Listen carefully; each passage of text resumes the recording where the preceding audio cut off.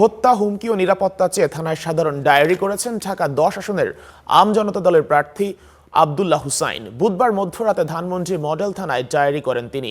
যারা তাকে হুমকি দিচ্ছেন তারা ফেসবুকে পোস্ট, স্ক্রিনশট ও আইডি লিঙ্কড অভিযোগের সাথে তুলে ধরেন তিনি।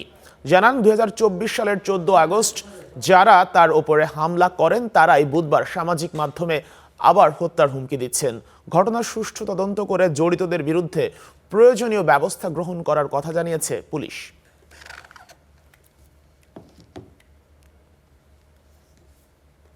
আমাকে হত্যার হুমকি দিতেছে, যেটা 14 আগস্ট দিছিল, হত্যা চেষ্টা করেও পারে নাই। আমার জিডির প্রসেস চলতেছে এবং আমার কাছে যত ধরনের তথ্য, ছবি যা আছে আমি প্রিন্ট আউট করে এখানে জমা দিয়ে যাব। তদন্তের সাপেক্ষে যেই আসুক, সেটা যেই হোক, আমি তার বিরুদ্ধে আইনানুগ বাকি ব্যবস্থা যেন প্রশাসন নেয়, সেটা আমি জোর দাবি জানাচ্ছি। তদন্ত পরে আপনার investigation DB cyber, city cyber তারা এই ফেসবুক আইডি আইডেন্টিফাই করলে যদি তারা হয় আর যেই হোক, যেই করবে তার বিরুদ্ধে আমরা আইনগত ব্যবস্থা নেব।